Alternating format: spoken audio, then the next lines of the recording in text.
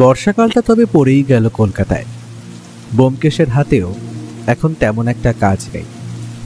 সে এখন কোনো জটিল কেসের অপেক্ষায় দিন গুনছে। ওকে জিজ্ঞেস করলেই বলে, বুঝলে ভাইয়া, অনেকদিন ধরেই মনটা কেমন উসখুস করছে।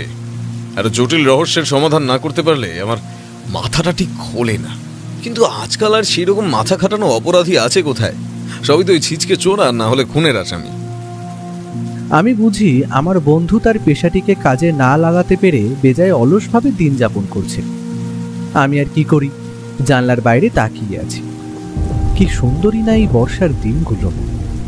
শহর কলকাতার বড় বড় ইমারতগুলোর দামি আর জৌলুস রং আজ ফিকে বর্ষার এই বৃষ্টি সমস্ত কিছু ভিজিয়ে দিয়েছে। কাল সারা রাত বৃষ্টি হওয়ায় রাতের রাস্তার বাতিগুলো এই দিনের বেলায়ও কেউ আর নেভায়নি।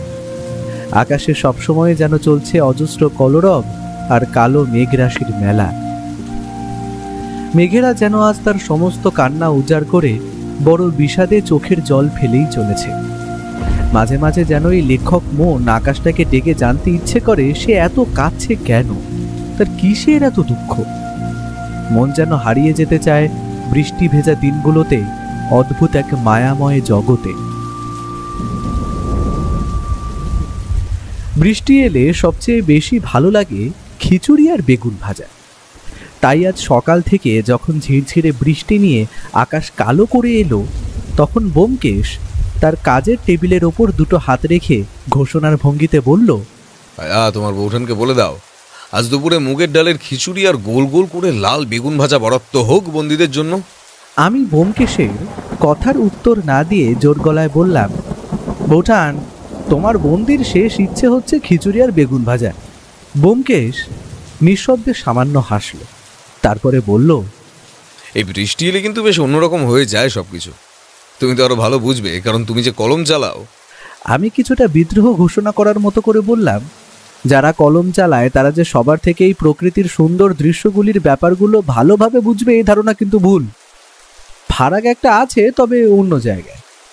ব্যোমকেশ বলল, তা কি ফারাক বলো শুনি। আমি ভালো করে চেয়ারে হেলান দিয়ে বললাম, মনে করো একজন লেখক আর একজন সাধারণ মানুষ একসময় একটাই দৃশ্য দেখছে। তার মানে এই নয় যে সাধারণ একজন মানুষ সেই দৃশ্য দেখে যা ভাবছে তা লেখকের ভাবনার চেয়ে কম। আসল সমস্যাটা হলো লেখক অতি সাধারণ ব্যাপারটাকে এত রঞ্জিত করে বা সুন্দর করে বলতে বা লিখতে পারবেন, তা সাধারণ মানুষ হয়তো পারবে না। অথচ সে হয়তো ভেবেছে আরো বেশি কিছু। ব্যোমকেশ হাসি মুখে বলল, বেড়ে বলেছো, কিন্তু তোমার তো দার্শনিক হওয়ার কথা ছিল ভাইয়া। আচ্ছা, এবার বলো এই ফারাকের জন্য দায়ী কি? এই রে, এটা তো ভেবে দেখিনি। মনে হয় একজন লেখক আর একজন সাধারণ মানুষ, তাই? ব্যোমকেশ একটু হেসে বলল, অনেকটা তাই, তবে আসল কারণটা হলো অভ্যাস। যেমন ধরো, এই যে রান্নাঘরে তোমার বৌঠান রান্নার সময় জানেন কোথায় নুন আছে কোথায় লঙ্কা আছে। আমরা রান্নাঘরে গেলে তা খুঁজেই মরবো কিন্তু শুধু।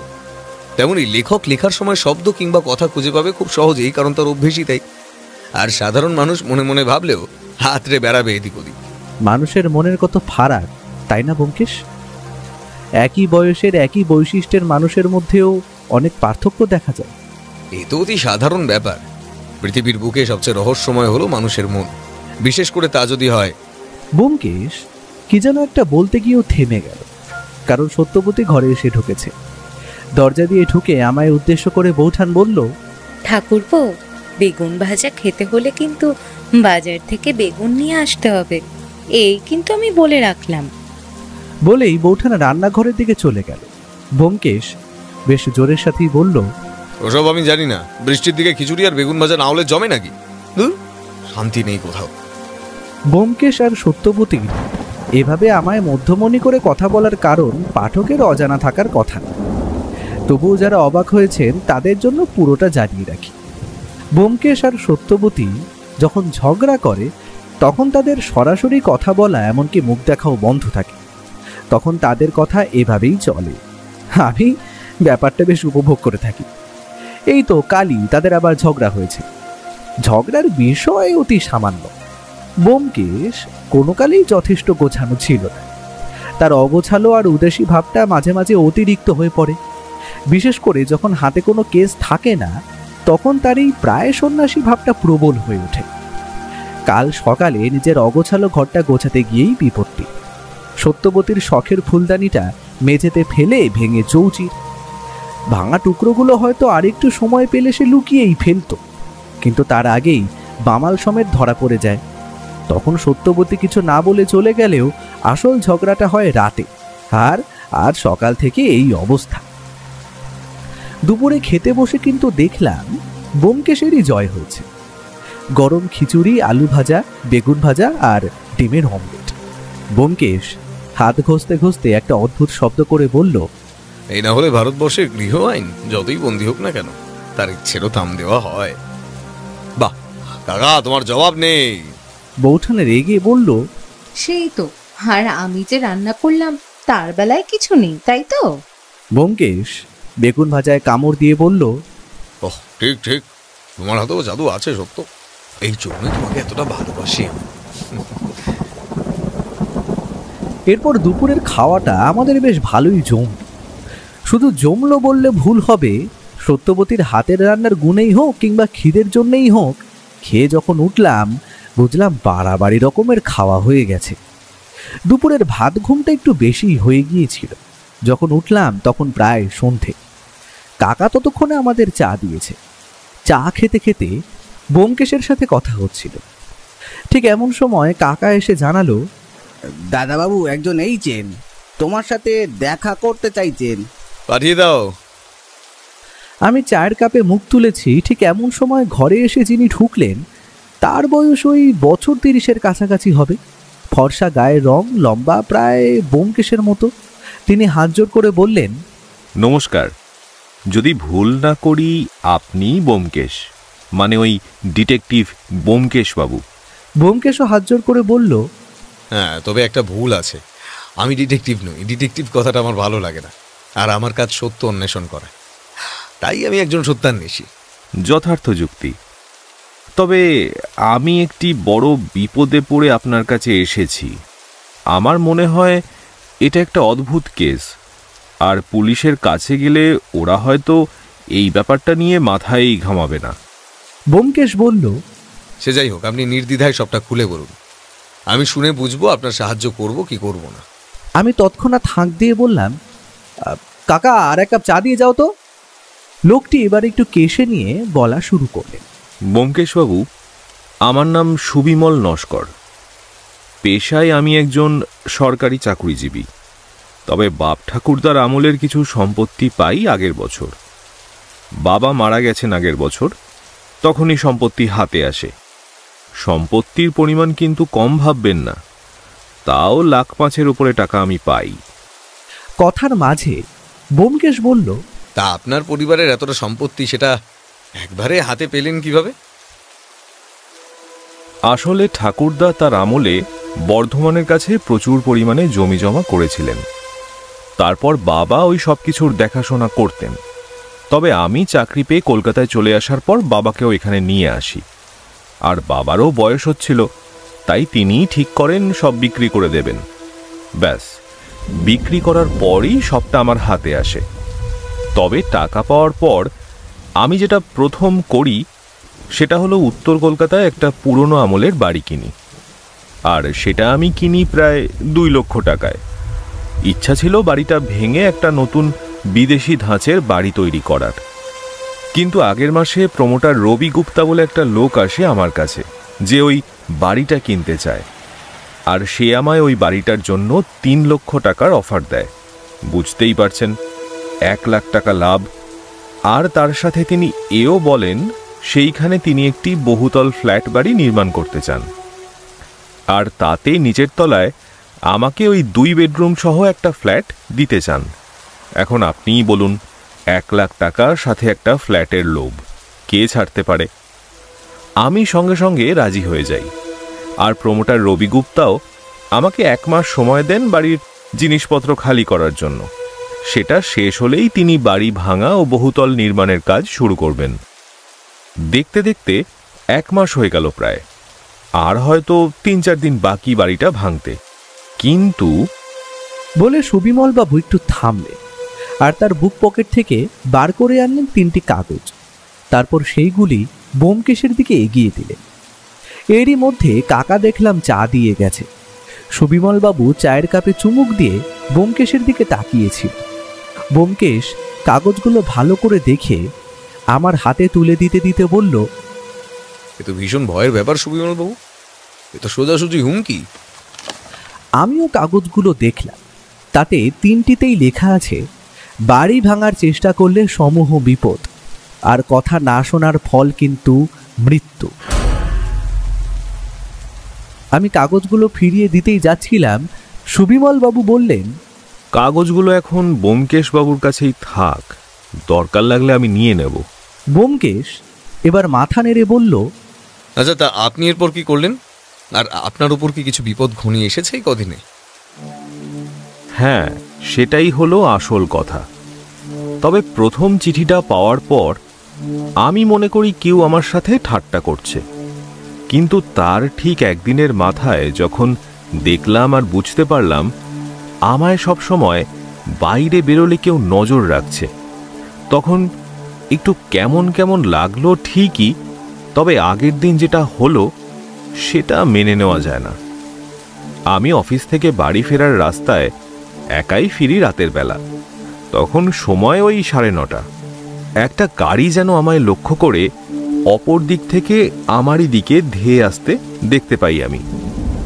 মুহূর্তের মধ্যে অসাবধানতায় আমি এক লাফ মেরে সেই যাত্রায় পাশের একটা ফাঁকা জমিতে পড়ে যাই, না হলে সেই রাতেই আমার ভবলীলা সাঙ্গ হয়ে যেত। তারপর থেকেই দারুণ ভয় করতে শুরু করে আমার। আমি প্রমোটারকেও জানাই ব্যাপারটা। আপনি বোঝেন, ওরা ব্যবসায়ী মানুষ, টাকা দিয়ে দিয়েছে, কাজ শুরু করতে ওরা কিছুতেই পিছুপা হবে না। আর কাল রাতে আবার একটা হুমকি চিঠি আসে আমার কাছে। তারপর থেকে আর অপেক্ষা করতে না পেরে ছুটে আসি আপনার কাছে। কে বা কারা আমাকে ভয় দেখাচ্ছে বা আমায় মারার চেষ্টা করছে, সবটাই আমার জানা দরকার ব্যোমকেশবাবু। আর আমার বিশ্বাস, আমায় এই সমস্ত বিপদ থেকে উদ্ধার করতে পারবেন শুধু আপনি। আমায় রক্ষা করুন ব্যোমকেশবাবু।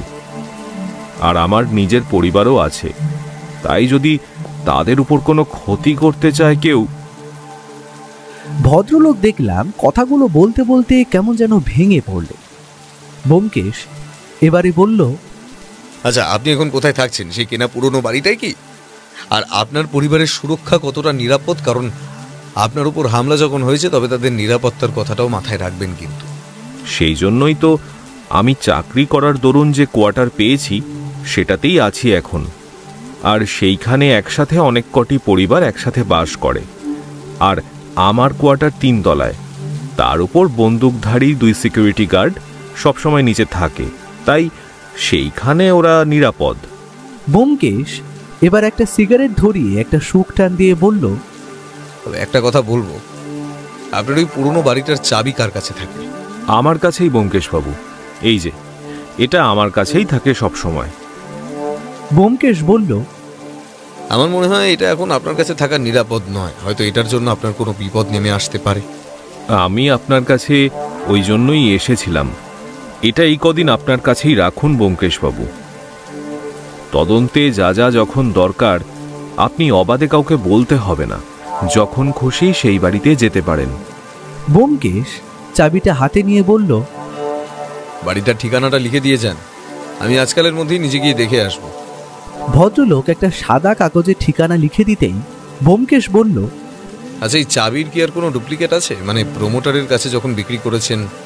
ব্যোমকেশের কথা শেষ হওয়ার আগেই তিনি বললেন, হ্যাঁ, ওনার কাছে একটা আছে। মাঝে মাঝেই জমি জরিপ আর ছোটখাটো কাজের জন্য একটা চাবি উনি চেয়ে নিয়েছিলেন। তাতে আপনাদের কাজের কোনো অসুবিধা হবে না ব্যোমকেশবাবু। আমি প্রমোটারকে আপনাদের কথা বলে রাখবো। ব্যোমকেশ একটু ভেবে বলল, আচ্ছা সুবিমল বাবু, আপনি প্রমোটার রবি গুপ্তাকে চেনেন? তবে লোকটি কেমন বলে মনে হয়? সেটা আমি কি করে বলবো বলুন? উনি ব্যবসায়ী মানুষ, আর ওদের লাইনে ভালো মানুষ খুবই কম আছে। আমি আজ কথা মেনে নিয়েছি বলে হয়তো ওর ভালো রূপটা দেখতে পাচ্ছি। আর যদি বাড়ি না বেচতাম হয়তো বাড়িটা পাওয়ার জন্য সে আমাকে খুন করারও হুমকি দিত। এদের তো আপনি চেনেন ব্যোমকেশবাবু। ব্যোমকেশ খালি মাথা নেড়ে বলল, বুঝলাম। দেখছি আপনার চিন্তার কোনো কারণ নেই, তবে এই যে একটু সাবধানে থাকবেন এই কদিন। আর কিছুর দরকার আপাতত এখন নেই, দরকার হলে আমি টেলিফোন করে নেব। ভদ্রলোক নিজের একটা কার্ড আমাদের হাতে দিয়ে নমস্কার জানিয়ে বেরিয়ে পড়লেন। উনি বেরিয়ে যেতেই আমি ব্যোমকেশকে প্রশ্ন করলাম, ওই একটা পুরনো বাড়িতে এমন কি ধনরত্ন থাকতে পারে যে ওটা না ভাঙার জন্য কেউ বা কারা সুবিমলবাবুকে মৃত্যু ভয় দেখাচ্ছে? তা প্রমোটারই নয় তো? ব্যোমকেশ আমার কথা শুনে হো হো করে হেসে বলল, তুমি পারো বটে বন্ধু। প্রমোটারের লাভ যত তাড়াতাড়ি বাড়িটা ভেঙে ফেলা যায় তাতে। সে তো চাইবে তাড়াতাড়ি বাড়িটা ভেঙে কাজ শুরু করতে। ব্যাপারটা কেমন একটা অদ্ভুত যেন ব্যোমকেশ, বড়ই অদ্ভুত। আর সেটাই আমাদের খুঁজে বার করতে হবে, বুঝলে ভাইয়া? আজ রাত হয়ে গেছে, চাবিটা ওই তাকে রেখে দাও। কাল সকাল সকাল পুরনো বাড়িটায় হানা দেওয়া যাবে। এখন দেখি কি ধনসম্পদ লুকিয়ে আছে সেখানে। পরের দিন সকালে হালকা ঝিরঝিরে বৃষ্টি হয়েই চলেছিল, তবু ব্যোমকেশকে দেখলাম তা দমিয়ে রাখতে পারল না। সে ঠিক সকালের চা পান করে বেলা 9টার দিকে চাবির গোছাটা হাতের আঙুলে ঘোরাতে ঘোরাতে আমার কাছে এসে বলল, চলো বন্ধু, বড় কার্য করতে হবে, আর সেটা করতে হবে অত্যন্ত গোপনে, বুঝলে? সময়টাও কম হাতে এবার, তাই একটুও সময় নষ্ট করা কিন্তু উচিত হবে না। আমি আর ব্যোমকেশ বর্ষাতি চাপিয়ে আর হাতে একটা ছাতা, ব্যোমকেশ হাতে একটা টর্চ নিয়ে বেরিয়ে পড়ল। বুঝতে পারলাম ও হয়তো বাড়ির আশপাশটা একটু ঘুরে দেখতে পারে। ট্যাক্সি আর নিলাম না।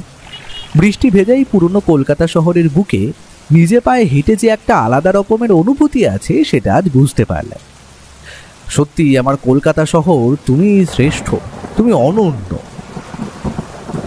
পাক্কা 15 মিনিটের পথ জল কাদা বাঁচিয়ে আমরা পৌঁছলাম উত্তর কলকাতার পেল্লাই ধরনের একটি একতলা বাড়ির সামনে। বাড়ির বাইরের গেটে তালা খোলা দেখে আমরা একটু অবাক হলাম বটে। তারপর বুঝলাম হয়তো প্রমোটারের লোক কোনো কাজে এসেছে। বাড়িটার আশপাশটা জঙ্গলে আবৃত। কলকাতা শহরে এরকম ফাঁকা আর নিরিবিলি জায়গা খুব কমই আছে। সত্যি বেশ বড় একটা একতলা বাড়ি। তেমন একটা জাঁকজমক নেই বটে, কারণ পুরনো হওয়ার দরুন বাড়ির রং ততদিনে ফিকে হয়ে গেছে। বড় গেটটা খুলে সামনের অগোছালো বেড়ে ওঠা ঘাস পেরিয়ে বাগান দিয়ে এগিয়ে যেতে যেতে চোখ পড়ল বাড়ির ওপরের দিকে। আমরা ঘুরে দেখছি, ঠিক এমন সময় তৎক্ষণাৎ ঘটে গেল সেই অদ্ভুত ঘটনাটা। আমরা হয়তো মুহূর্তের জন্য একটু অসাবধান হয়েছিলাম। সেই সুযোগে একটা অত্যন্ত ভারী কিছু জিনিস প্রচণ্ড গতিতে ছুটে আসে আমাদের দিকে। আমাদের বললে ভুল হবে, জিনিসটা প্রায় ব্যোমকেশের কান ঘেঁষে বেরিয়ে যায়। যদি আর একটু নিশানা সঠিক হতো, কি যে হতো তা ভাবতেই আমার শরীরে কাঁটা দিচ্ছে।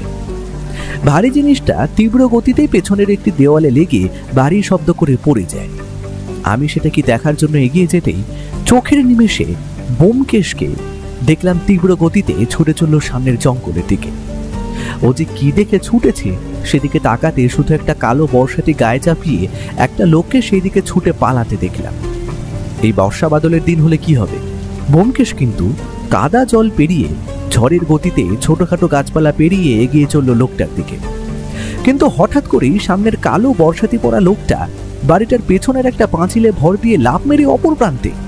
ব্যোমকেশও ছেড়ে দেওয়ার পাত্র না, সেও ততক্ষণে তার পেছনে পেছনে পৌঁছে গেল সেই জায়গায়। কিন্তু এমন একটা অদ্ভুত ব্যাপার দেখব তা ভাবতে পারি না। ব্যোমকেশের গলা দিয়ে শুধু বেরিয়ে এলো একটা শব্দ। বলা মাত্র একটা পা পাঁচিলের ওপর দিয়ে এক লাফে ব্যোমকেশ পাঁচিলের ওপারে। সত্যি ব্যোমকেশের শরীর স্বাস্থ্য নিয়ে কোনো কথা বলা যাবে না। আমি ছুটে আসা জিনিসটা দেখতে এগিয়ে যেতেই চোখে পড়ল একটা অদ্ভুত ব্যাপার। কারণ যেটা আমাদের লক্ষ্য করে ছুঁড়ে মারা হয়েছে সেটা একটা বড় ধরনের রং বেরঙের পাথরের পেপার ওয়েট, আর সেটা মুড়ে দেওয়া হয়েছে একটা কাগজে। আর খুব চেনা হাতের লেখায় সেখানে লেখা, সাবধান, বাড়ি ভাঙতে এলে সমূহ বিপদ। আমি লেখাটা দেখেই চিনতে পেরেছি এটা তো সেই হাতের লেখা যেটাই হুমকি চিঠি দেখেছি আমরা। কি একটা ভাবতে যাচ্ছি এমন সময় ব্যোমকেশ হাঁপাতে হাঁপাতে বাড়ির গেটের দিক থেকে আমার কাছে এসে বলল, Scoundrel. জন্য বেঁচে গেল। ধরেছিলাম মুখে দুটো খুশিও মারি, কিন্তু একটুর জন্য বর্ষাতে খুলে চম্পট দেয়। মুখটা একটা কালো টুপি দিয়ে রেগে এসেছিল, তাই মুখ বুঝতে পারিনি। বলে ব্যোমকেশ আমার দিকে এগিয়ে এসে আমার হাতে থাকা লেখাটা খুলে দেখে একটু হেসে বলল, দেখা যাক কতদিন লুকিয়ে বাঁচবে। আর এ বাড়িতে তোমার আসতেই হবে, কারণ কার্যসিদ্ধি এখনো তোমার হয়নি বাছাধন। আচ্ছা ব্যোমকেশ, লোকটা ওপরে ছিল কি? কিন্তু বাড়ির ছাদ তো দেখছি নেয়ারা, সিঁড়ি বাইরের দিক দিয়ে আছে বলে তো মনে হয় না। তাহলে ওইদিকে দেখাও, ওই পুরনো পাইপগুলো বেশ সানসেটে উঠে ছাদে ওঠা একটা জোয়ান মানুষের কাছে কিছুই নয়। তবে বোঝা যাচ্ছে বাবা জীবন হয়তো আগে থেকে জানতো আমরা এখানে আসবো, আর না হলে আমাদের আগেই আসতে দেখে ঘাপটি মেরে বসেছিল। সুযোগ পেয়ে হামলা করে আর পালানোর পথ বার করার জন্য এই প্রচেষ্টা। চলো ওসব চিন্তা করে লাভ নেই, একটু ভিতরে গিয়ে খুঁজে দেখা যাক কি আছে এই বাড়িতে যার জন্য এত ঝঞ্ঝাট। আমরা এগিয়ে গেলাম বাড়িটার সামনের সদর দরজার দিকে। সেখানে এখনো তালা ঝুলছে, কিন্তু অদ্ভুত কথা হলো পুরনো তালাটা চাবি ঘোরানোর আগেই নিজে থেকে খুলে গেল। ব্যোমকেশ একটু নেড়ে চেড়ে দেখে বলল, তালা একদম সঠিক আছে, ভাঙা হয়নি। তবে যে এসেছিল তার কাছে ডুপ্লিকেট চাবি ছিল। তার মানে কি প্রমোটার? চাবি তো এক সেট তার কাছেই আছে। ব্যোমকেশ বিড়বিড় করতে করতে প্রবেশ করলো বাড়িটায়। সদর দরজা ঠেলে প্রবেশ করে যা দেখব ভেবেছিলাম তার উল্টোটাই চোখে পড়ল। অত বড় আর পুরনো বাড়িতে ভেবেছিলাম কিছু প্রাচীন আমলের খাট আলমারি থাকবে, তবে তার বদলে এখন শুধু পড়ে আছে ফাঁকা ঘর আর কয়েকটা কাঠের চেয়ার, আর এদিকে ওদিকে ছড়িয়ে আছে ভাঙা কাঠের টুকরো, জঞ্জাল বা অপ্রয়োজনীয় জিনিসপত্র। সে হতেই পারে হয়তো বাড়িটা ভাঙা হবে বলে আগের জিনিস সরিয়ে বিক্রি করে দেওয়া হয়ে গেছে। মোট মিলিয়ে 3টে বড় বড় শোয়ার ঘর আর একটা বসার ঘর, আর অপর একটা ঘরে প্রবেশ করে আমরা তো অবাক, কারণ সেখানে শুধু রাখা রয়েছে অপ্রয়োজনীয় জিনিসপত্র, আর তার মাঝে এদিক ওদিক ছড়িয়ে রয়েছে আঁকার সরঞ্জাম। একটা কাঠের ড্রয়িং স্ট্যান্ডও চোখে পড়ল আমাদের। ব্যোমকেশ এগিয়ে গিয়ে জিনিসগুলো দেখে বলল, আকার রঙগুলো দেখো ভাইয়া, দামি অয়েল প্যাস্টেলের পাকা রং, অর্থাৎ বলা যায় এখানে আগে যিনি থাকতেন তার আঁকার শখ ছিল। কত যত্ন সহকারে এই রঙগুলো রেখে ব্যবহার করেছে, সহজে চোখে পড়ে। আমি ততক্ষণে এগিয়ে গেছি সেই ঘরের দেওয়ালে টানানো একটা অসাধারণ আঁকা ছবির দিকে। আমাদের কলকাতার গঙ্গার ঘাট থেকে হাওড়া ব্রিজের আঁকা অত্যন্ত সুন্দর একটা তৈলচিত্র, আর আঁকার নিচে বাংলায় সই ব্রজমোহন গাঙ্গুলি। আমি সেটা দেখছি দেখে ব্যোমকেশ আমার দিকে এগিয়ে এলো। আমি ঘরের আশেপাশের সব দিকে বুঝতে পারলাম এটা স্টাডি রুম ছিল, আর দেওয়ালে রঙের দাগ আর ছাপ এই কথাটাই স্পষ্ট করছে যে এটা ব্রজমোহন গাঙ্গুলি নামক কোনো চিত্রশিল্পীর ঘর ছিল, কারণ এখানে প্রচুর পরিমাণে আঁকার পেপার আশেপাশে ছড়িয়ে রয়েছে। ব্যোমকেশের দিকে তাকিয়ে দেখি সে দেওয়ালে টানানো পেন্টিংটার দিকে নাক এগিয়ে গিয়ে একটা শুকলো, তারপর তার মুখে ফুটে উঠল একটা হাসি। একবার এদিকে এসো। ধরো পেন্টিংটা 5 বছর আগেও দেওয়ালে টাঙালেও তার পাশে ওই যে দেখো ওই দিকটা ঘষটানোর দাগ কেন থাকবে? আর পেন্টিংয়ের রঙগুলো একটু ভালো করে খুঁটিয়ে দেখলে হয়তো দেখতে পাবে সেগুলো কিছুদিন আগের করা, কারণ রঙগুলোর গন্ধ এখনো যায়নি। আমি একটু পরীক্ষা করে বুঝতে পারলাম ব্যোমকেশ ঠিক কথাই বলছে। বেশ, ঠিক আছে, চলো বন্ধু, এখনকার মতো এখানের কাজ শেষ। একটু সুবিমল বাবুর বাড়ি থেকে ঘুরে আসা যায়, কিন্তু ওনাকে এখনো কিছু বলবে না যে আমরা এখানে কিছু পেয়েছি কিনা। যেমন বলা তেমন কাজ। আমরা এবার বাড়িটা ভালো মতো তালা লাগিয়ে বেরিয়ে এলাম বাইরে। আমি বুঝলাম ব্যোমকেশ একটু খবর বার করার চেষ্টা করছে। এখান দিয়ে জানা গেল যে এই কয়েকদিন ধরে বাড়িতে 2টো লোক মাঝে মাঝেই কাজের জন্য একটা ছোট মালটানা গাড়ি নিয়ে আসতো। তারা নিজেদের মতো কাজ করে আবার চলেও যেত। আর একদিন একটা ছোট বাচ্চা মেয়েকে নিয়ে এক বাবু এসেছিলেন, 2 ঘন্টা ছিলেন, তারপর চলে যান। ব্যোমকেশ খালি মাথা নেড়ে জানালো, বুঝতে পারলাম হয়তো সুবিমল বাবুর ছোট মেয়ে আছে হয়তো। আমরা যখন ভদ্রলোকের বাড়ি পৌঁছলাম তখন প্রায় 11টা বেজে গেছে। আজ রবিবার ছুটির দিন হওয়ায় তিনি ঘরেই ছিলেন। আমরা আসতেই অভ্যর্থনা জানান। আরে আসুন আসুন ব্যোমকেশ বাবু, আপনার মতো মানুষের পা পড়লো আমাদের বাড়িতে। কি নেবেন বলুন, চা বানাতে বলি? ব্যোমকেশ খালি বলল, অত কিছু দরকার নেই বুঝলেন সুবিমল বাবু, আপনার ওই বাড়িটার কাছে একটা চায়ের দোকান ছিল, ওটা দিয়ে একটু চা খাওয়া হয়েছে। আর এটা ধরুন, এখন আর দরকার নেই, তবে যখন লাগবে আবার চেয়ে নেব। সুবিমল বাবু হাত বাড়িয়ে নিলেন চাবির গোছাটা, তারপর সেটা নিজের পকেটে চালান করে দিয়ে বললেন, কিছু বুঝতে পারলেন ব্যোমকেশ বাবু? ব্যোমকেশ যেন সেই কথা কানেই তুলল না। সে ততক্ষণে একটা সিগারেট ধরিয়ে একটা শুকটান দিয়ে বলল, আচ্ছা সুবিমল বাবু, আপনার আপনার যে একটি ছোট মেয়ে আছে সেটা তো জানতাম না। আর আপনি ওই বাড়িতে নিশ্চিত তাকে পড়ানোর জন্য শিক্ষককে পাঠিয়েছিলেন আশা করি। ভদ্রলোক একটু হাসি হাসি মুখ করে বললেন, বাবা, বাড়ি দেখে এত কিছু বোঝা যায় নাকি? ধন্য। হ্যাঁ, সেই দিন আমার বাড়িতে অফিসের কিছু লোকজন আসে, একটু খাওয়া দাওয়া হয় আর কি। তখন সেই দিন এসেই অনিল আমাকে জানায় যে এই কদিন সে একটু ব্যস্ত থাকবে তার আঁকার এক্সিবিশন নিয়ে, তাই সে রনুমাকে আজই পড়িয়ে দিতে চায়। বাড়িতে অত লোক, তাই আমি আর দেরি করিনি, ওনাকে ওই বাড়ির চাবি দিয়ে দিই। রনুকে সাথে নিয়ে তিনি সেখানেই তার পড়াশুনো দেখিয়ে দেয়। 2 ঘন্টার মাথায় আবারও ফিরে আসে আর চাবি আমার হাতে দিয়ে চলেও যায়। ব্যোমকেশ কথাটা শুনে একটু ভেবে বলল, আচ্ছা, আর ওই অনিল ছেলেটি কেমন, তার ব্যাপারে কিন্তু একটু জানা দরকার।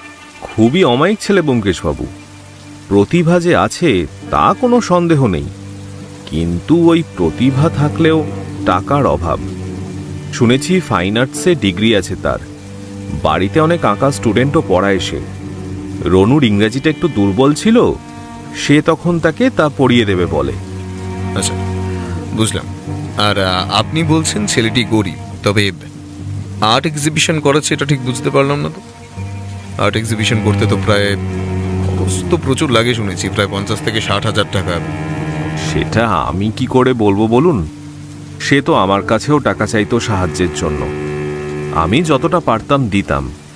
ওর স্বপ্ন ছিল যে সে একটা বড় আর্ট এক্সিবিশন করবে আর তাতে তার ছবির প্রদর্শনী হবে। হয়তো কোনোভাবে টাকা জোগাড় করতে পেরেছে। আর আপনার সেই প্রমোটারের ঠিকানা আমাদের একবার দিন, ওনার সঙ্গে দেখা করার প্রয়োজন আছে। আমার মনে হচ্ছে আর 2 দিন বাড়ি ভাঙাটা আটকাতে পারলে হয়তো কাজের সুবিধা হতো। Sure sure. বলে ড্রয়ার খুলে একটা কাগজ খুলে এগিয়ে দিয়ে বললেন, চেষ্টা করে দেখতে পারেন। মনে হয় না তিনি মানবেন, লোকটা একটু অন্যরকম, কাজ আর টাকা ছাড়া কিছুই বোঝে না। ব্যোমকেশ নমস্কার জানিয়ে উঠে পড়ল। আমরা বাইরে বড় রাস্তায় এসে দাঁড়িয়েছি, ঠিক এমন সময় পেছন থেকে একবার একটা ডাক শুনতে পেলাম। ঘুরে দেখলাম সুবিমল বাবু আসছেন। ব্যোমকেশবাবু, এটা ধরুন, এটা অনিলের আর্ট এক্সিবিশনের ঠিকানা। আমাকে আসতে বলেছিল, তবে আমার একটা কাজ আছে, আপনারা চাইলে যেতে পারেন। সেটা দিয়ে ভদ্রলোক হাসির মুখে চলে গেলেন। ব্যোমকেশ আমার দিকে তাকিয়ে বলল, ভাইয়া, বেলা 12টা বাজতে চললো, তোমার নিশ্চিত এখন বাড়ি যাওয়া উচিত। তোমার বউঠান আমায় বাজার আনতে বলেছিল, সেটা বেমালুম ভুলে গেছি কাজের ঠেলায়। তুমি তৎক্ষণাৎ পাড়ার বিশুয়া বাজারওয়ালার কাছ থেকে বাজার নিয়ে তাড়াতাড়ি বাড়ি ফেরো, তাহলে সে কুরুক্ষেত্র বাঁধাবে। আমি ততক্ষণে একটা ছোট কাজ সেরে আসি। আমি জানি ব্যোমকেশের এখনের অবস্থা তাই। আর দেরি না করে ওকে ফেলে বাজারে নিয়ে একটা রিক্সা করে বাড়ি পৌঁছালাম। বাড়ি পৌঁছেও রেহাই নেই। বৌঠান ততক্ষণে কাকাকে শুনিয়ে শুনিয়ে বলছে, এই যে কাকা, দেখো সময় হলো তেনাদের আসা। কাজ কাজ করে যে পেটে কিছু পড়তে হবে তারা ভুলেই যান। রান্না করতে তো আর সময় লাগে না, এখন এই বেলায় আমি হাত পুড়িয়ে রান্না করতে বসি আর কি। ঠাকুরপো, তুমিও দিনকে দিন ওর সাথে থাকতে থাকতে ওর মতোই হয়ে যাচ্ছ একেবারে। আমি আর কিছু বললাম না, খালি একটু ফিক করে হেসে বাজারের দলেই তার হাতে তুলে স্নানে চলে গেলাম। ব্যোমকেশ যখন ফিরল ততক্ষণে প্রায় বেলা 1:30। আসার সাথে সাথেই একটা ছোটখাটো গৃহযুদ্ধ হয়ে গেল আর কি। আমি ব্যাপারটা দেখে একটু হাসি রেখে ব্যোমকেশ খাওয়ার টেবিলে বসে বলল, দাঁড়াও না, বিয়েটা করো, বুঝতে পারবে কত ধানে কত চাল। ভাইয়া, বহু সুখে চিরকুমার ব্রত অবলম্বন করে কাটাচ্ছ, তাই না? তা আমাকে ধরে কেন টানাটানি করো ভায়া? আমি তো বেশ ভালোই আছি। ভালো থাকাচ্ছি তোমায়, দাঁড়াও, তোমায় ওই জবাই করার ফোন দিয়ে আটতে হবে দেখছি। আজ দুপুরে ব্যোমকেশের আনা পাকা কাতলা মাছের কালিয়া, ঘন করে মাছের মাথা দিয়ে মুগের ডাল, আর সাথে শেষ পাতে মিষ্টি সহযোগে খাওয়া দাওয়াটা বেশ ভালোই হলো। সত্যি বৌঠান আসার পর আমাদের মতো বন্দিগুলো একটু ভালো মন্দ খেতে পারে, আর বৌঠানের রান্নার স্বাদ সত্যি অমৃত। ব্যোমকেশ ততক্ষণে দুপুরে খাওয়া দাওয়া শেষ করে একটু বোধ করি ভাত ঘুম দেওয়ার প্রস্তুতি নিচ্ছিল। আমি তখনই আর ঘরে গিয়ে ওকে প্রশ্ন করি, তা ব্যোমকেশ একা একা এতক্ষণ কোথায় ছিল? নতুন কিছু জানতে পারলে নাকি? ব্যোমকেশ একটা বড় সড়ো হাই তুলে বলল, সব থেকে বড় তথ্য জেনে এলাম যে, যেটা সব দিক থেকে সাহায্য করবে আমাদের এই কেসে। গিয়েছিলাম লাইব্রেরির দিকে, পুরনো খবর যেখানে সব থেকে আগে পাওয়া যায়, আর আমার চেনা লোকও আছে কিছু সেইখানে। জানতে চাইলাম আর্টিস্ট ব্রজমোহন গাঙ্গুলির সম্বন্ধে কিছু কি জানে তারা? ব্রজমোহন গাঙ্গুলি নাকি বিদেশে গিয়ে বিখ্যাত হওয়া বাঙালি আর্টিস্টদের মধ্যে অন্যতম। লোকটি তার শুরুর জীবনে কলকাতায় আর্ট কলেজে পড়াশোনা করেন। তার কলকাতায় একটি বাড়িও ছিল, তবে তখনও তার তেমন একটা নাম ডাক হয়নি। তার আঁকা বেশ কিছু ছবি কলকাতা আর্ট গ্যালারিতেও রাখা আছে, তবে বেশিরভাগ ছবি বিখ্যাত হয় ইংল্যান্ডে যাওয়ার পর। কারণ জানা যায় তিনি নাকি ইংল্যান্ডের সেই সময়কার কোনো সম্ভ্রান্ত পরিবারের মহিলার ছবি এঁকে বড় নাম করেন। পেপারেও তার ছবি আঁকা ছবি বেরিয়েছিল। আর সব থেকে অবাক করা কাণ্ড কি জানো অজিত? সেই ব্রজমোহন গাঙ্গুলির এখনকার একটা চিত্রের দাম নাকি প্রায় 40 থেকে 50,000 টাকাও হতে পারে। কথাটা শোনা মাত্র আমার মুখে একটা হাসি রেখা খেলে গেল। তার মানে তুমি বলতে চাইছো যে বাড়িটা সুবিমলবাবু কিনেছেন সেটা প্রায় 30 বছর আগে হয়তো আর্টিস্ট ব্রজমোহন গাঙ্গুলির বাড়ি ছিল, আর সেই দিন দেওয়ালে যে পেইন্টিংটা আমরা দেখতে পাই সেটা আসলে তাঁরই আঁকা। আর সুবিমলবাবু তা জানেন না। এত দামি একটা তৈলচিত্র, সাথে ওই বাড়িতে হয়তো আরও কিছু এরকম পেইন্টিং আছে যেটা হাতাবার জন্যেই বারবার সুবিমলবাবুকে বাড়ি না ভাঙার হুমকি দেওয়া হচ্ছে। একদম ঠিক ধরেছ। এবার প্রশ্ন হলো, প্রমোটার রবি গুপ্তা ওই ছবি সম্পর্কে কিছু জানে কিনা, বা বাড়িতে যে এরকম কিছু সম্পদ লুকিয়ে আছে তা তার অজানা কিনা। মঙ্কেশ, আমার মনে হয় এইসব ক্ষেত্রে এরা বড় লোক, এদের কাছে এই ছবির দামটাই আসুক। আমার মন বলে রবি গুপ্তা এখনো জানেনই না যে বাড়ি তিনি কিনেছেন তাতে হয়তো এত দামি কিছু লুকোনো আছে। ব্যোমকেশ পকেট থেকে একটা সিগারেট বার করতেই যাচ্ছিল, বৌঠান আসছে দেখে টুক করে সেটা পকেটে চালান করে দিতে দিতে বলল, চলো না বিকেলের দিকে প্রমোটার রবি গুপ্তাকে একটু বাজিয়ে আসা যায়। বৌঠান আসার সাথে সাথেই আমি তাকে বললাম, বৌঠান, ব্যোমকেশ কিন্তু এবার বড়লোক পার্টির কেস পেয়েছে, বুঝলে? যদি পারিশ্রমিক ভালো হয় নিজের জন্য একটা সোনার হার গড়িয়ে নিতে বলো না কিন্তু। বেরিয়ে যেতে যেতে দেখলাম ব্যোমকেশ আমার দিকে কটমট করে তাকিয়ে আছে আর বলছে, বিকেলে তোমায় দেখছি, দাঁড়াও। দুপুরে লেখালেখির কাজ করে যখন একটু চোখ বুঝলাম, উঠতে উঠতে তখন প্রায় সন্ধ্যা 6টার কাছাকাছি। তাও যদি ব্যোমকেশ না ডাকতো উঠতে পারতাম কিনা সন্দেহ আছে। ওঠো ভাইয়া, ঘুমোচ্ছে দেখো কুম্ভকর্ণের ছোট ভাই। এই আমি কিন্তু চললাম, তুমি পড়ে পড়ে ঘুমো। হ্যাঁ। ব্যোমকেশের গলা শুনে ধরপড় করে উঠে বসলাম। কিছুক্ষণের মধ্যেই বৌঠান চা দেওয়ায় সেটা পান করে রাস্তায় উঠলাম। আমি বললাম, তাহলে এখন গন্তব্য কোথায়? প্রমোটার রবিগুপ্তর বাড়ি আশা করি। ব্যোমকেশ মাথা নেড়ে জানালো, লোকটাকে টেলিফোন করেছিলাম, বললো 8টার পর ফাঁকা হবে। তার মানে হাতে এখন 1.5 ঘন্টার উপর সময়, তাই অন্য একটা জায়গায় যাব প্রথমে। কোথায়? চলোই না ভাইয়া, নতুন প্রজন্মের চিত্রকরদের হাতের কাজ একটু দেখে আসা যাক। ব্যোমকেশের কথা শুনে বুঝতে পারলাম সে আজ বিকেলে হওয়া অনিশ বলে ছেলেটার আর্ট এক্সিবিশনে যেতে চাইছে। তবে সেখানে গিয়ে কিছু লাভ হবে কি কে জানে বাবা। ব্যোমকেশ এখন যেটা বলছে সেটা করাই শ্রেয়। আর এক্সিবিশনটা হচ্ছে লিও ক্লাব অফ ওয়েলফেয়ার বিল্ডিংয়ে। এগিয়ে যেতেই বুঝতে পারলাম ভিড় সেখানে ভালোই হয়েছে। আমরাও এগিয়ে গেলাম সেই দিকেই। বেশ জাঁকজমক করে সাজানো হয়েছে জায়গাটা, আর তার দেওয়ালগুলোতে সাজানো রয়েছে ছবিগুলো। আর খেয়াল করে দেখলাম প্রতিটা ছবির নিচে তার চিত্রকর ও ছবিটির দাম লেখা রয়েছে। অর্থাৎ যার যখন যে ছবিটা পছন্দ হবে সে সেটা দামাদামি করে তৎক্ষণাৎ কিনে নিতে পারে। চারিদিকে এত রকমের অপূর্ব সুন্দর ছবিগুলো দেখতে দেখতে আমি যে কোথায় হারিয়ে গিয়েছিলাম বলে বোঝাতে পারবো না। কিন্তু ঠিক এমন সময় আমার চোখ গেল ব্যোমকেশের ছবির দিকে। সে তখন একটা বড় তৈলচিত্রের নিচে গিয়ে দাঁড়িয়ে আছে আর মন দিয়ে সেটা দেখছে। আর একটু এগিয়ে চোখে পড়ল চিত্রকরের নাম বড় বড় হরফে লেখা, ব্রজমোহন গাঙ্গুলি। আর তার পাশে ছবির দাম দেখে আমার চোখ ছানা বড়া হয়ে যাওয়ার জোগাড়, কারণ সেই চিত্রের দাম নাকি 80,000 টাকা। ব্যোমকেশের দিকে এগিয়ে যাব, তখন হঠাৎ করেই একটা বছর 25-এর ছেলে আমাদের দেখে এগিয়ে এলো। ব্যোমকেশ ছবিটার দিকে তাকিয়ে আছে দেখে সে বলল, আপনারা কি এই ছবিটা কিনতে চান? এটার দাম এতটা হওয়া স্বাভাবিক, তবে আমি অল্প কিছু কম করতে পারি কিন্তু, আর ছবিটার মালিকও আমি। ব্যোমকেশ তখন একটু হেসে বলে, এই ছবি কেনার টাকা বা সাধ্য কোনোটাই আমার নেই অনিশ, তবে কিভাবে এটা কিনলে বলো তো পারলে, এটা জানতে খুব ইচ্ছে করছে। ছেলেটা ব্যোমকেশের মুখে নিজের নাম শুনে হয়তো একটু ঘাবড়ে গিয়েছিল। একটু সামনে নিয়ে এসে বলল, আপনাদের যদি ছবি কিনতে হয় তাহলে বলুন, অযথা এত প্রশ্নের উত্তর দেওয়া আমার পক্ষে সম্ভব নয়। এখানে এমন আরও লোকজন আছে যারা এই ছবি লুফে নেবে। ব্যোমকেশ খালি একটু হাসল, তারপর ছবিটার আরো কাছে গিয়ে একটু মন দিয়ে নিজের অংশটা দেখল, যেখানে ব্রজমোহন গাঙ্গুলির স্বাক্ষর রয়েছে। তা অনিস, তোমার যা এখন রমরমা বাজার দেখছি, তাহলে ছাত্র পড়ানো বা ছবি আঁকা শেখানো তা কি এখন বন্ধ করে দেওয়ার চিন্তা করছো আশা করি? আর সুবিমল বাবু আমাকে আপনার এই এক্সিবিশনটা দেখতে আসার কথা বলেন। অনিস দেখলাম একটু শান্ত গলায় বলল, হ্যাঁ, কাল সুবিমল বাবুকে গিয়ে জানিয়ে আসব যে আমি আর পড়াতে পারবো না। তবে আমি আর্টের ছাত্র তো, তাই আঁকা শেখানোটা বন্ধ করা সম্ভব নয়। আমার মতোই কত যে ছাত্রছাত্রী আসে যারা আঁকা শিখতে চায়, কিন্তু ওই খরচ আর টাকার অভাবে তাদের সব ইচ্ছেগুলো স্বপ্নই থেকে যাচ্ছে। আমি সেই বাচ্চাগুলোর জন্য বিনে পয়সায় আঁকা শেখাবো, এটাই আমার ইচ্ছে। আমি ব্যোমকেশের দিকে তাকিয়ে দেখলাম ওর চোখের কোণে একটা অদ্ভুত দ্যুতি খেলা করছে, মুখে একটা অদ্ভুত হাসি। সে আর পুরোটা পথ কিছু বলেনি রবিগুপ্তর বাড়ি যাওয়ার সময়। আমি জানি ও এখন একটা কিছু ভাবছে, আর ওকে এই সময় বিরক্ত করা উচিত হবে না।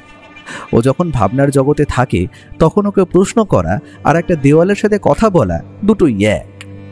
প্রমোটার রবিগুপ্তর বাড়ি খুঁজে বের করতে তেমন একটা বেগ পেতে হয়নি, তবে টাকা থাকলে যে সবকিছুই কেনা যায় সেটা বলে দিতে হয় না। সাদা ধবধবে মার্বেল পাথরের কাজ করা বাড়িটা রাতের বেলাও তার উজ্জ্বলতা বজায় রেখে চলেছে। সামনে একটা ছোট্ট বাগান, আর তার মাঝখানে নুড়ি পাথর বেচানো পথ, আর সামনে একটা ঝর্ণাও চোখে পড়ল। আমরা এগিয়ে যেতেই একটা চাকর দরজা খুলে এগিয়ে এলো, তারপরে বলল, আপনি ব্যোমকেশ বাবু? 8টায় অ্যাপয়েন্টমেন্ট ছিল। আসুন আসুন, বসুন, এখানে বাবু আসছেন একটু পর। আমাদের বসানো হলো সুসজ্জিত একটি ডাইনিং। তবে যাই হোক, আমরা সেই ঘরে ঢোকার সাথে সাথেই চোখ চলে গেল একটা জিনিসে। সেটা আর কিছু নয়, একটা খুবই পরিচিত কাঁচের ফ্রেমে বন্দি একটা অয়েল পেন্টিং। পেন্টিংটা দেখা মাত্র আমার মুখ তো হা, কারণ এটা সেই পেন্টিং যেটা প্রথম দিন আমরা সুবিমল বাবুর পুরনো বাড়িটায় দেখেছিলাম। অবিকল সেই পেন্টিং, কোথাও কোনো অমিল নেই। কলকাতা গঙ্গার থেকে শহরের বুকে হাওড়া ব্রিজের সেই আঁকা অপূর্ব অয়েল পেন্টিং। ব্যোমকেশ আর সোফায় বসে সে এগিয়ে গেল ছবিটার দিকে, ভালো করে নিরীক্ষণ করে বিড়বিড় করে বলল, বড্ড হাতের কাজ। আমার মাথায় তখন একটা কথা ঢুকছে না, আমরা সুবিমল বাবুর বাড়িতে যে ছবিটা দেখেছি সেটা আসল নাকি আজকের দেখা এই পেন্টিংটা। আমার চোখে তো কোনো তফাতই ধরা পড়ছে না। আমরা ছবিটার দিকে তাকিয়ে তখন একটু গলা খাকারির আওয়াজ শোনা গেল। ঘরে প্রবেশ করলেন প্রায় 6 ফুটের কাছাকাছি একজন বয়স 45-এর মানুষ। ব্যোমকেশ ছবিটার দিকে তাকিয়ে আছে দেখে বলল, ব্যোমকেশ বাবু, আপনার তো ডিটেকটিভের চোখ আছে দেখছি। তবে বলেন, ও তসবির কেমন? The great Bengali artist Brajmohan গাঙ্গুলির নিজস্ব আঁকা ছবি। 5 দিন আগে একদম অন ক্যাশ 40,000 দিয়ে কিনি ওটা। ও তসবির দারুণ না? আর নিচে দেখুন, ওখানে ওখানে খুদ আর্টিস্টের সিগনেচারও আছে। ব্যোমকেশ হাসি মুখে বলল, অনবদ্য হাতের কাজ আর্টিস্টের। তবে এটা কোথা থেকে কিনলেন জানতে খুব ইচ্ছে করছে। কোনো অকশন হাউসে উঠলে এটা কিন্তু এত কম দামে আপনি পেতেন বলে মনে হয় না। আমি বুঝলাম ভদ্রলোক অবাঙালি, তাই কথাতেও সেই টান লক্ষ্য করা যায়। হ্যাঁ ব্যোমকেশ বাবু, আমি এটা একটা সোর্স দিয়ে কিনি। তবে তার ব্যাপারে আমাকে জিজ্ঞেস করলে আমি কিন্তু বলতে পারবো না, এটা বলা বারণ আছে। তবে যে লোক আমাকে এটা বেচেছে তার কাছে এখনো অনেক কটা ছবি আছে ওই ওই ওই সেম আর্টিস্টের। So I will buy all of them. Byomkesh এবার কিছু একটা বলতেই যাচ্ছিল, তার আগেই ভদ্রলোক দেখলাম বললেন, দেখেন ব্যোমকেশ বাবু, আমি আপনার নাম অনেক শুনেছি, কিন্তু ওই বাড়িটা ভাঙতে আমাকে মানা করবেন না। আমি 1 মাস টাইম এমনিই দিয়েছি। একদিনও যদি দেরি করি তাহলে কাজের অনেক অসুবিধা হয়, আর টাকারও শ্রাদ্ধ। কি বলেন ব্যোমকেশ বাবু? বলে ভদ্রলোক হো হো করে হেসে উঠলেন। ব্যোমকেশ হেসে উত্তর দিল, সেটা আর দরকার পড়বে না রবিবাবু, আশা করছি। তবে আমায় আপনি এটা বলুন যে বাড়িটা আপনি কিনেছেন সুবিমল বাবুর দিয়ে, ওটা কার বাড়ি ছিল, ওটা কি আপনার জানা? সে জেনে আমি কি করব ব্যোমকেশ বাবু? আমি খালি বাড়ির বাইরের খালি জায়গাটা দেখে এসেছিলাম, मैं अंदर भी नहीं गया। असल में ये सब काम देखने के लिए মানে আমার এই সব কাজ দেখার জন্য লোক আছে, তাই আর কি। ব্যোমকেশ হাসি মুখে নমস্কার জানিয়ে উঠে পড়ল। আপনাকে একটু বিরক্ত করলাম মিস্টার গুপ্তা, তবে ভবিষ্যতে যদি কোনো দরকার পড়ে আমাকে জানাতে ভুলবেন না কিন্তু। ভদ্রলোক হাসি মুখে আমাদের দরজা অবধি এগিয়ে দিতে এলেন। রাত প্রায় 9টার কাছাকাছি হওয়ায় সেই দিন আমরা ট্যাক্সি নিয়ে বাড়িতে ফিরে আসি। রাতে খাওয়া দাওয়ার পর ব্যোমকেশকে বললাম, তুমি কি কিছু বুঝতে পারছো? আমার মাথায় তো কিছুই আসছে না। আর ধরো এই প্রমোটার আমাদের সামনে মিথ্যে কথা বলছে, সেটা তো হতেই পারে। তৈরি হয়ে থেকেও আজ রাতে 12টার পর একটু বেরোতে হবে, আর আজই মনে হচ্ছে চোরের উপর বাটবাড়িটা করতে হবে। দাঁড়াও, একটা টেলিফোন করে নি। আর অজিত, রাতের বেলা ঘাপটি মেরে থাকার জন্য কেমন পোশাক পরবে তা তোমায় বলে দিতে হবে না আশা করি। আমি বুঝলাম না ব্যোমকেশ কি করতে চাইছে, আর সে যাবেই বা কোথায়, আর কোন চোরের কথা বলছে সে। আমরা যেদিন পুরনো বাড়িটা তন্ন তন্ন করে খুঁজেছিলাম সেই দিন তো আর কোনো ছবি সেখানে আমরা পাইনি। ব্যোমকেশ তৎক্ষণাৎ একটা ফোন করলো। পাশের ঘরে হওয়ায় আমি অতটা বুঝতে পারিনি। রাত তখন 12টার কাছাকাছি। ব্যোমকেশের কথা মতো আমরা মোটামুটি প্রস্তুত। বৌঠান রাতের বেলা বেরোনোর জন্য একটু কুইকাই করলেও পরে সে থেমে যায়। ব্যোমকেশের কথা মতো ডার্ক রঙের পোশাক পরিধান করে আমরা বেরিয়ে পড়লাম। রাস্তা তখন শুনশান। কলকাতা শহর যে এতটা শান্ত হতে পারে তা যেন আজ প্রথমবার অনুভব করলাম। চেনা রাস্তায় আর ফাঁকা হওয়ার দরুন প্রায় ওই 10-12 মিনিটের মধ্যেই আমরা বাড়িটার কাছে পৌঁছে যাই। আর গেটের কাছে পৌঁছে আমি দেখতে পাই একটি লোক সেখানে আগে থেকেই দাঁড়িয়ে আছে। আর একটু কাছে যেতে বুঝতে পারলাম এ যে সুবিমল বাবু। ব্যোমকেশ ওনার কাছে গিয়ে বলল, যা যা বলেছিলাম মনে আছে তো? কোনো শব্দ নয়। যদি দেখেন আমাদের বাইরে কোনো চিল্লামিল্লির আওয়াজ, তবেই এই ভাঙা জানালাটা দিয়ে বেরিয়ে আসবেন। তবে আমার মন বলছে সেরকম কিছু হবে না, চোর বাড়িতে ঢুকবে। ব্যোমকেশ দেখলাম বাড়ির সদর দরজাটি খুলে ভিতরে থেকে একটা লুকোনোর জায়গা খুঁজে দিয়ে সুবিমল বাবুকে সেখানে ঘাপটি মেরে বসে থাকতে বলল। তারপর নিজে বাইরে দিয়ে দরজায় তালা লাগিয়ে আমায় বলল, চলো ভাইয়া, আমরা ওই কালকের ওই জঙ্গলের দিকে লুকিয়ে থাকি। কেন জানি না আমার মন বলছে চোর বাবা জীবন এইদিকেই আসবে। আমরা এগিয়ে গেলাম একটা অন্ধকার ঝোপের অংশের দিকে। সব জায়গায় অল্প স্বল্প আলো থাকলেও সেই জায়গাটা যেন একটু বেশি অন্ধকার। আমি আর ব্যোমকেশ চুপটি করে ঘাপটি মেরে বসে রইলাম সেখানে। মুখে যে কোনো কথা হবে না সেটা আগেই বলা ছিল। কতক্ষণ যে ওই রকম ভাবে ঘাপটি মেরে বসেছিলাম সেটা বলে বোঝাতে পারবো না। ওই অন্ধকার ঝোপের মধ্যে মশার যে কি উৎপাত তা আজ হাড়ে হাড়ে টের পাচ্ছি। সময় যেন কাটতেই যায় না। অন্ধকারের মধ্যে এক একটা মুহূর্ত যেন 1 ঘন্টা ঠেকছিল আমার। ঠিক রাত কটা হবে জানি না, তবে হঠাৎ করেই রাস্তায় কিছু কুকুরের ডাক শুনতে পেলাম। ব্যোমকেশ একটু নড়ে চড়ে বসে আমার দিকে মুখে আঙুল তুলে দেখিয়ে দিল, চুপ। সেই সময়টা আমার মনের অবস্থা যে কি তা বলে বোঝাতে পারবো না। বুকের প্রতিটা ধুকপুকানি যেন কানে স্পষ্ট শুনতে পাচ্ছি আমি মনে মনে চিন্তা করলাম, সুবিমল বাবু তবে একা একা কি করছেন বাড়ির ভেতরে কে জানে। কিন্তু আমার ভাবনায় বাধা ফেলে একটা টর্চের আলো যেন এগিয়ে এলো বাড়ির গেট লক্ষ্য করে। আমরা স্পষ্ট দেখতে পেলাম একটা ছায়ামূর্তি গেটটা অত্যন্ত সাবধানে ঠেলে প্রবেশ করলো বাড়ির কাছে। তারপর অতি সন্তর্পণে এদিক ওদিক দেখে এগিয়ে গেল বাড়ির সদর দরজার দিকে। ছায়ামূর্তির পুরো শরীর যে কোনো কালো চাদর দিয়ে ঢাকা তা একদম স্পষ্ট। সে সদর দরজার কাছে দাঁড়িয়ে কিছুক্ষণ দেখলাম, তালাটা নিয়ে একটু নাড়াচাড়া করল। তারপর সেই দিক থেকে এগিয়ে এলো আমাদের ঝোপটার দিকে। ব্যোমকেশকে যেন ফিসফিস করে বলতে শুনলাম, তৈরি থেকো, বেগর ভাই দেখলে তবেই হামলা করবে, আর যদি ও আমাদের দেখতে না পায় তবে ঘাপটি মেরে বসে থেকো। ছায়ামূর্তিটার হাতের টর্চটা একটু এদিক ওদিক ঘুরে বন্ধ হয়ে গেল। সাথে সাথেই আমি ব্যোমকেশের দিক থেকে একটা স্বস্তির নিঃশ্বাস পড়ার শব্দ শুনতে পেলাম। কিন্তু এ কি? ছায়ামূর্তি দেখলাম এগিয়ে গেল বাড়ির একটা পুরনো দেওয়ালের দিকে, যেখান দিয়ে একটা বড় মোটা পাইপ ছাদ হয়ে নিচে নেমেছে। আমি তখনও বুঝতে পারছি না লোকটা করতে কি চাইছে। এমন সময় একটা খুট শব্দ হতে বুঝতে পারলাম ছায়ামূর্তি সেই পাইপের একটা অংশ ভেঙে হাতে নিয়ে নিল, আর হাত বাড়িয়ে বার করে আনলো লম্বা পাইপের ভেতর থেকে কয়েকটা রোল করা কাগজ। আর সেই কাগজগুলো যে পুরনো আর সেটা যে আকার পেপার তা চাঁদের আলোতেও স্পষ্ট বোঝা যায়। আমি ব্যোমকেশের দিকে তাকিয়ে দেখি ওর মুখে তখনও খেলা করছে একটা অদ্ভুত হাসি। মানে চোর কি জালে ধরা পড়েছে? এখন তো ওকে না ধরলে সে হয়তো পালাবে। কিন্তু সেই ছায়ামূর্তিকে দেখলাম সেই পেপার রোলটা সযত্নে একটা উঁচু জায়গায় রাখলো, তারপর অতি সন্তর্পণে এগিয়ে গেল সদর দরজার দিকে। ওইদিকে আর কিছু চোখে পড়ছে না। তৎক্ষণাৎ ব্যোমকেশের দিক দিয়ে একটা খুট করে শব্দ শুনতে পেলাম। বুঝলাম পিস্তলটা এখন ওর হাতে চলে এসেছে। ও আস্তে আস্তে এগিয়ে গেল, ছোপটা ছেড়ে ওর পেছনে আমি। ছায়ামূর্তি ততক্ষণে বাড়ির ভেতরে ঢুকেছে আশা করি, আর ঘরের লাইটটা জ্বালানো দেখে বোঝা যায় সেটা তারই কাজ। ব্যোমকেশ আর আমি বাড়ির দরজা দিয়ে ভেতরে প্রবেশ করার সাথে সাথেই কালো চাদর পরা লোকটাকে সহজেই চোখে পড়ল।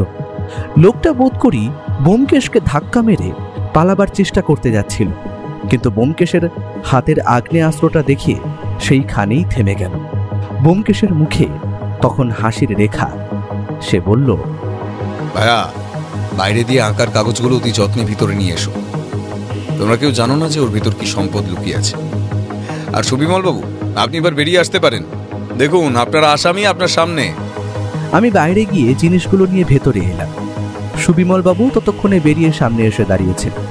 ব্যোমকেশ বলল, অনিশ, এবার আর তোমার ওই কালো চাদরটা না চাপিয়ে থাকলেও চলবে। খুলে দাও ওটা। কোনো চালাকি করার চেষ্টা করবে না, আমি তোমার কোনো ক্ষতি করব না, কথা দিলাম।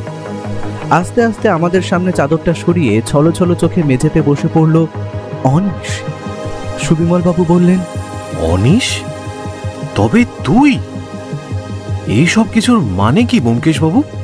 ব্যোমকেশ অনিশের কাছে গিয়ে তাকে তুলে বলল, লজ্জার কিছু নেই তোমার, উঠে দাঁড়াও। সবটা তুমি বলবে না আমি বলবো? ওর মুখ দেখে বোঝা যাচ্ছে কোনো কিছু বলার অবস্থায় সে এখন নেই। আমি একটা জিনিস দেখে হঠাৎ করে অবাক হয়ে বললাম, ব্যোমকেশ, দেওয়ালে দেখো, ওই ছবিটাই যেটা আমরা রবিগুপ্তর বাড়িতে দেখেছি আর প্রথম দিন এখানে এসে দেখেছি। ব্যোমকেশ খালি হেসে বলল, একদম ঠিক বলেছ বন্ধু, তবে এটা কিন্তু বিখ্যাত কোনো আর্টিস্টের হাতের কাজ নয়। এটার আর্টিস্ট ব্রজমোহন গাঙ্গুলি নয়, বরং এই অভূতপূর্ব ছবির নির্মাতা অনিশ। কি ঠিক বলছি তো?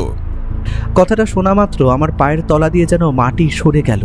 ব্যোমকেশ আবার বলা শুরু করলো, সুবিমল বাবু, আপনি এই বাড়িটা কার থেকে কিনেছিলেন বা কোথা থেকে কিনেছিলেন তা আমি জানি না, তবে এটা কোনো সাধারণ মানুষের বাড়ি না। এটা আর্টিস্ট ব্রজমোহন গাঙ্গুলির বাড়ি ছিল আজ থেকে 30 বছর আগে, যেটা মেনটেন করে রাখা হয়েছিল। তবে এই বাড়িতে যে কিছু অমূল্য সম্পদ লুকিয়ে আছে তা আপনি বুঝতে পারেননি, কিন্তু সেটা বুঝতে পেরেছিল এই অনিশ। এ আপনি কি বলছেন ব্যোমকেশ বাবু? মূল্যবান সম্পদ? মূল্যবান যে শুধু সোনাদানা হয় সেটা কিন্তু নয় সুবিমল বাবু, কারণ এই যে ছবিগুলো আপনি দেখছেন এর প্রতিটার দাম প্রায় 40 থেকে 50 হাজার টাকারও বেশি। আপনার কেনা বাড়ি, অথচ আপনি নিজেই তা জানেন না। তবে সেটা বুঝতে পারে এই অনিশ। যেদিন সে আপনার মেয়েকে সেই বাড়িতে পড়াতে নিয়ে আসে, চোখের সামনে সে খুঁজে পায় ব্রজমোহন গাঙ্গুলির ছবিগুলো, কিন্তু তার ভয় ছিল যদি সে ধরা পড়ে যায়, তাই সেদিন মোটে একটা ছবি নিয়ে যায় আর তার বাজার দর যাচাই করে ফিরে আসে।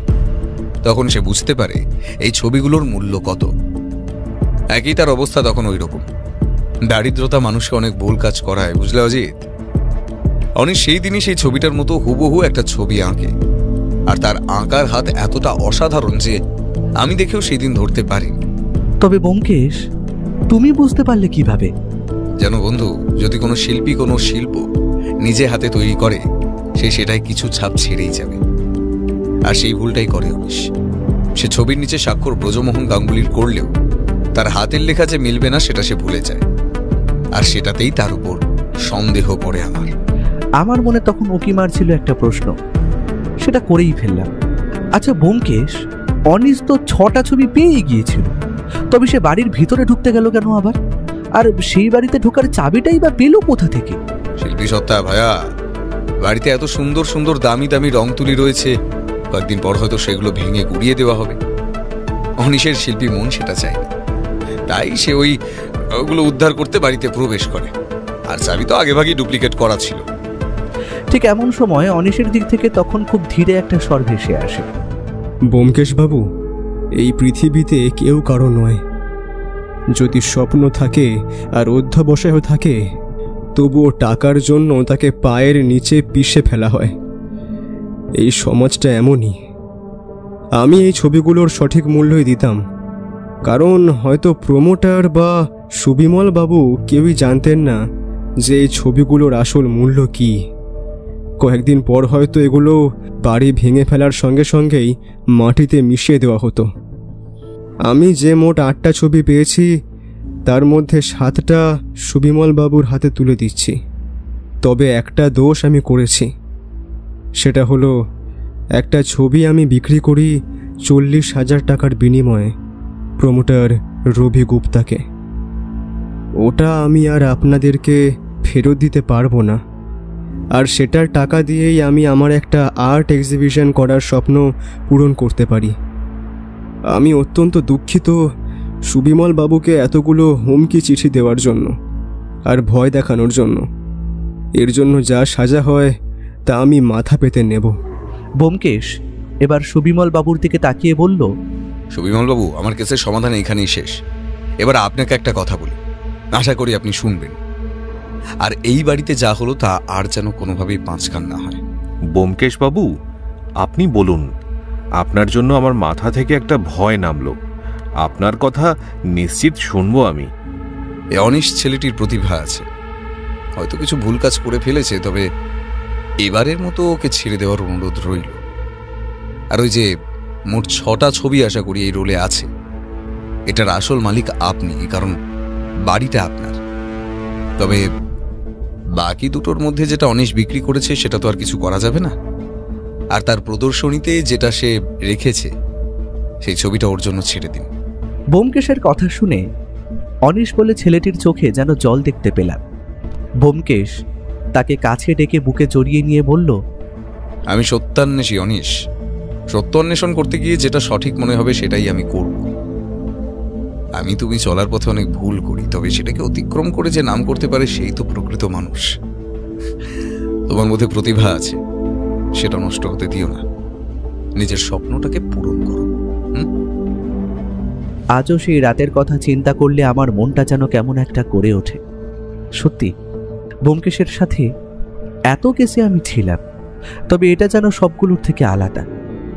আর ব্যোমকেশ যে কতটা উদার মনের মানুষ সেটার পরিচয়ও পাই সেই দিনকেই। তবে সেই কেসের সমাধানের কিছুদিনের মধ্যেই আমাদের বাড়িতে দুটো জিনিস নিয়ে আসেন সুবিমল বাবু। এক হলো একটা মোটা কাগজের খাম, সাথে মিষ্টি। আর অপর জিনিসটা দেখে অবাক হয়ে যাই আমরা, কারণ সেটা একটা বিশাল বড় ফটো ফ্রেম, আর তাতে শোভা পাচ্ছে অতীব সুন্দর একটি গ্রাম বাংলার তৈলচিত্র, যার নিচে জ্বলজ্বল করছে চিত্রকরের নাম ব্রজমোহন গাঙ্গুলি।